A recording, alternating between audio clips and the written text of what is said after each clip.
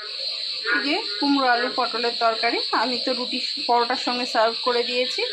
আপনারা লুচি, রুটি, ইভেন ভাতের সঙ্গেও খেতে ভালো লাগবে। নমস্কার, আমি আবারও চলে এসেছি একটা রেসিপির সঙ্গে। আজ করব কুমড়ো আলু পটলের ছক্কা। তার জন্যে আমি পটল কেটে নিয়েছি, কুমড়ো আর আলু, এখানে আছে আদা আর টমেটো। তো চলুন আমি প্রথমেই পটলগুলো ভেজে নেব। তার জন্য এখানে আমি তেল গরম বসিয়ে দিয়েছি, তেলটা গরম হয়ে যাক, আসছে। তেল গরম হয়ে গিয়েছে, এবার আমি পটলগুলো ভেজে নেব। পটলগুলো অল্প নুন হলুদ দিয়ে ভেজে নেব।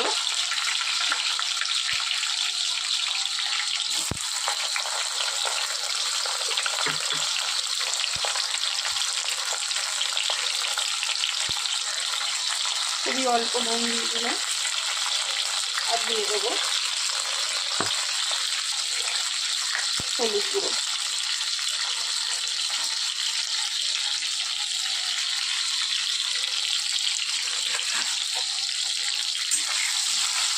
চলুন পটলগুলো একেবারে ভেজে নিয়ে আসছি।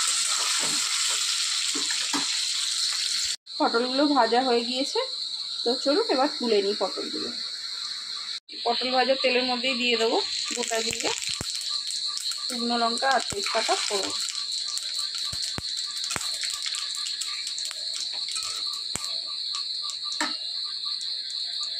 ফোড়নটা ভাজা হয়ে গিয়েছে, এবার দিয়ে দেবো একে একে কুমড়ো আলু।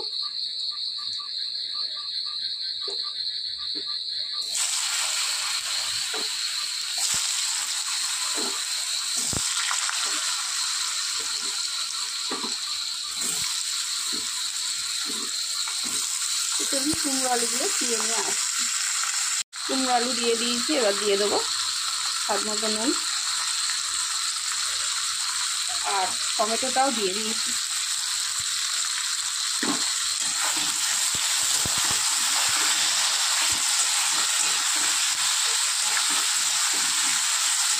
এবার চলুন কুমড়ো আলুটা খুব ভালো করে ভেজে নিয়ে আসছি। তো আলু কুমড়ো খুব ভালো করে ভেজে নিয়েছি আমি। এইবার দিয়ে দেবো আদা।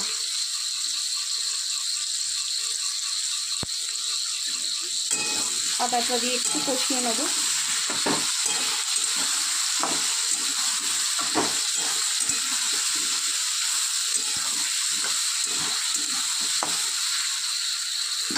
একটুখানি আদার কাঁচা গন্ধটা চলে যাক, আসছি। হয়ে গিয়েছে, আদার কাঁচা গন্ধটা চলে গিয়েছে।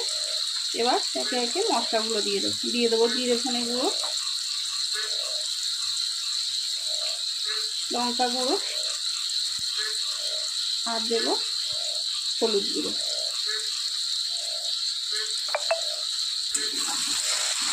একই রকম মশলা দিয়ে যে কত রকম রান্না করা যায় আর তারও স্বাদ ভিন্ন রকম হয়, সেটা আমরা মনে হয় সব গৃহিণীরাই জানি। তো চলুন এটা কষিয়ে নিয়ে আসছি। আলু কুমড়োটা খুব ভালো করে আমি কষিয়ে নিয়েছি, একটা সুন্দর গন্ধ বেরোচ্ছে। এবার দিয়ে দেবো আমি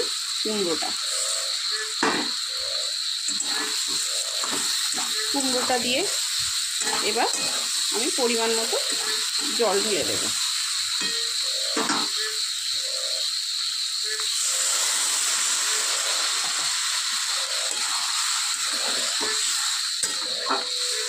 খুব বেশি জল দেওয়ার দরকার নেই। এবার এটা ঢাকনা দিয়ে রান্না করে নেব। তো চলুন একেবারে সিদ্ধ হয়ে গেলে আসছি। চলুন হয়ে গিয়েছে আমার কুমড়ো আলু পটলের ছক্কা। এবার একটুখানি মিষ্টি দিয়ে দেবো। কুমড়ো পটলের এরকম নিরামিষ ছক্কা একটু মিষ্টি না হলে ভালো লাগে না। তো চলুন এবার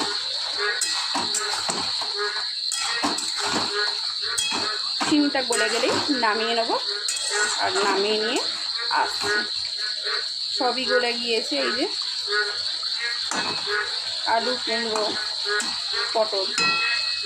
তো চলুন এবার নামিয়ে নিয়ে আসছি।